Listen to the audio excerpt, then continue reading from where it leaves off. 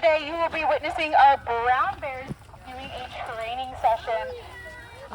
This is going to be super fun, super awesome. We do these twice a day up here at the California Trail. So next time you guys get on, check the signs over by the gondolas at the upper and lower station that let you know what's going on. This is going to be our last one here for the day. But my name is Marissa. I'm an educator here at the Oakland Zoo, and I'll be chatting with you guys all about our amazing brown bears.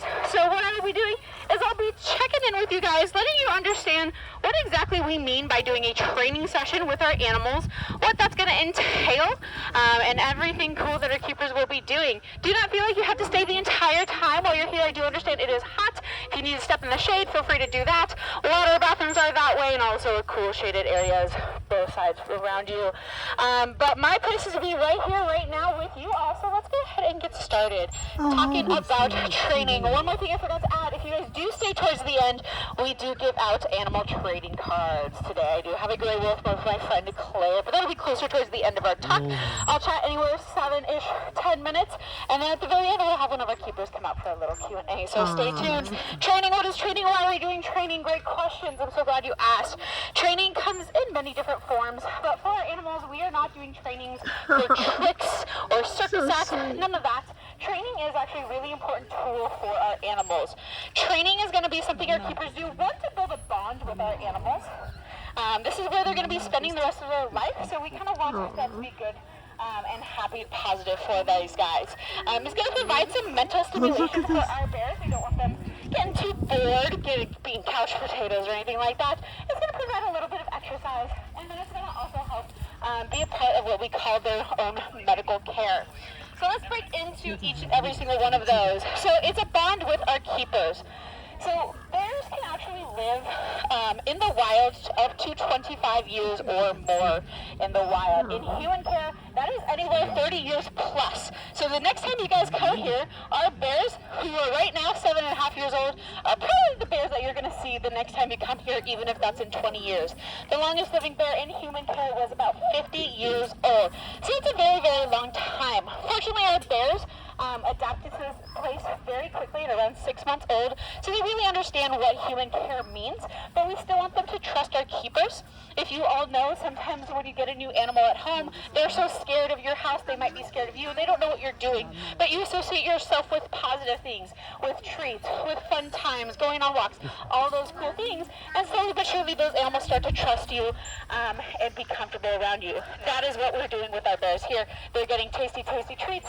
They're going to trust our keepers more and more. It's great when we have new keepers come in. It quickly builds that bond with them. It's going to provide mental stimulation for our animals. So when our animals are out in the wild, they normally would be hunting for food, looking for water, finding shelter, finding shade in this heat.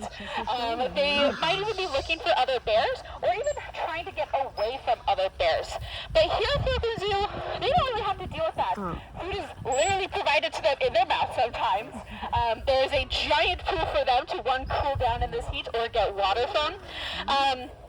And if they need a break from their brother, they can walk away, or if they want to be with their brothers, they can find each other very, very easily. So we need to provide something else for them to kind of keep up that mental stimulation. And so training is going to be one of those tools that we use. It keeps their brain working because they have to figure out, well, what are our keepers asking from me? What are they wanting me to do? And so with training, all of the pieces that we're doing for training, like I said, they're not those tricks, they're not circus acts. The training we're doing is so that they can actually participate in their own medical care. How many of us here have actually ever been to a doctor or have brought our animal to the vet? Sometimes if you don't know what's happening, that can be very, very scary. I know whenever I go to the doctor and I have to get a shot or blood drawn, which I actually just did on Friday, it is not a very fun time because I'm afraid of needles. But I can talk to my parents, I can talk to my friends, and I can talk to the doctor and let them know, hey, I'm a little scared. I don't know what to do. And they can talk to me, reassure me, let me know everything's going to be okay. But if you've ever got your pet to the vet and you try to tell your dog, oh, it's okay, the vet's just going to poke you with a big sharp needle that might hurt you, they're not going to understand that. It's going to be very, very scary for them. So we want to get our animals used to what that might be. We want to be able to do all of that veterinary care right here with them where they're actively, voluntarily participating. So our bears never have to participate if they don't want to. That's also kind of why we use this fence line. This fence line is called what we call protected contact. There's always going to be a barrier between us and our animals, but it also provides animal safety. They know if they choose not to participate and they walk away, we're not going to chase them down.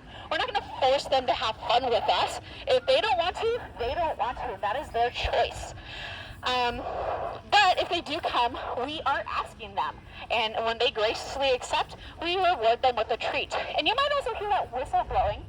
When our keepers ask our animals to do something, maybe raising their paws up, maybe opening their mouth, maybe moving from side to side, and they do that action, you're going to hear that whistle.